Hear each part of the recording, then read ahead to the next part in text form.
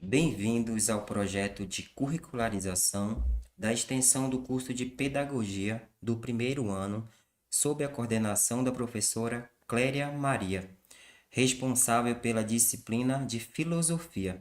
O episódio de hoje é apresentado por Milena, Pamela, Evandro, Everton e Graziele. Hoje o nosso podcast é sobre a terceira carta de Galileu, presente no livro Ciência e Fé, Cartas de Galileu sobre o acordo do sistema copernicano com a Bíblia, de Galileu Galilei, traduzido por Carlos Arthur do Nascimento, publicado pela editora Unesp em 2009, sendo sua segunda edição. Vale ressaltar que a segunda carta a Monsenhor Pierudini foi um documento crucial que refletiu não apenas o pensamento científico revolucionário da época, mas também o conflito histórico entre ciência e religião. Galileu Galilei, um dos cientistas mais proeminentes da história, enfrentou intensa oposição da Igreja Católica devido às suas teorias ousadas que desafiavam o conhecimento estabelecido da época. No início do século XVII, a Europa estava profundamente influenciada pela Igreja Católica e pela Inquisição, que mantinham um forte controle sobre o pensamento e a sociedade da época. Galileu Galilei nasceu em 1564, na Itália. Ele começou sua carreira acadêmica como professor de matemática na Universidade de Pisa e mais tarde na Universidade de Pádua. Em 1609, usando um telescópio aprimorado, ele fez descobertas astronômicas revolucionárias, incluindo as fases de Vênus, as luas de Júpiter e as manchas solares. A correspondência entre Galileu e Galileu e Monsenhor Pierudini é essencial para compreender a complexa relação entre ciência e religião durante o Renascimento. Nessa correspondência, Galileu critica padres que não eram cientistas por debaterem sobre ciência e enfatiza a importância de julgar descobertas científicas com bases em evidências empíricas, não em dogmas religiosos. Ao mesmo tempo, ele expressa um desejo de manter uma relação harmoniosa com a Igreja. Apesar das crescentes tensões, Monsenhor Pierudini, um clérigo e matemático italiano, desempenhou um papel significativo nesse relacionamento. Nessa nova carta, Galileu busca suavizar os impactos da correspondência anterior, de 1613. Ele discute suas descobertas telescópicas, como as fases de Vênus, as luas de Júpiter e as manchas solares. Galileu argumenta pela autonomia da ciência em relação à autoridade eclesiástica, defendendo a separação entre investigação científica e interpretação teológica.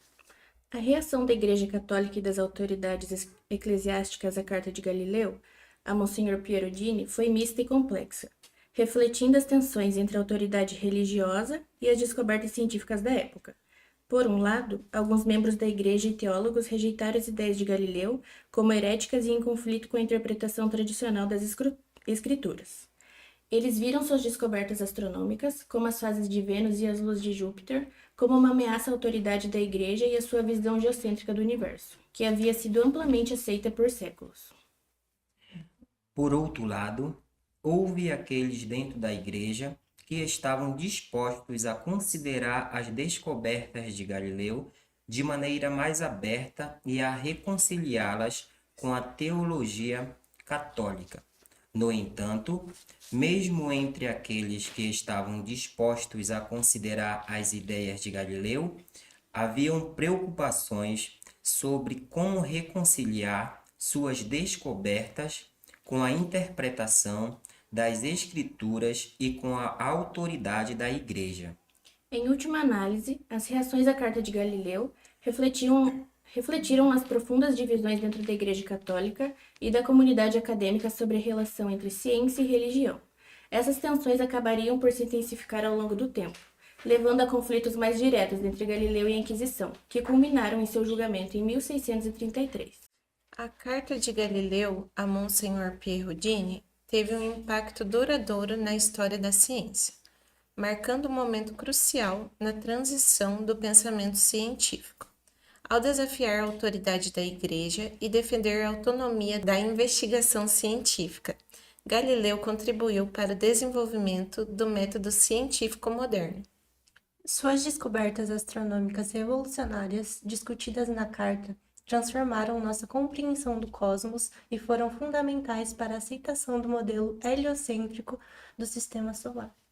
O legado da Carta de Galileu continua a ressoar, influenciando o modo como entendemos a relação entre ciência e religião e inspirando gerações futuras de cientistas a buscar a verdade por meio da observação e experimentação. Curiosidade, galera.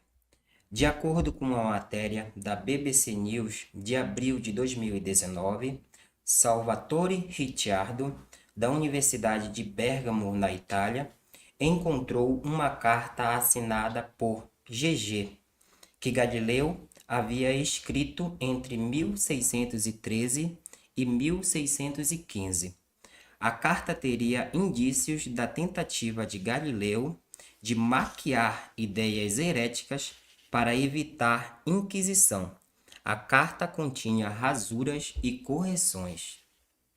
Nesta versão, Galileu riscou a palavra falsas e a substituiu por distintas da verdade.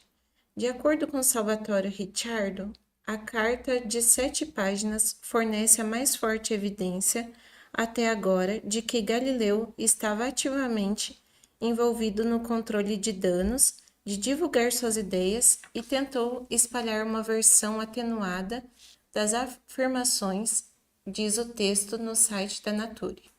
A Carta de Galileu a Monsenhor Pierrodini é um documento crucial para compreendermos não apenas as descobertas científicas do período, mas também as complexas relações entre ciência, religião e autoridade. Ao desafiar as interpretações bíblicas tradicionais e defender a autonomia da investigação científica, Galileu lançou as bases para uma nova era de pensamento crítico e questionamento acadêmico.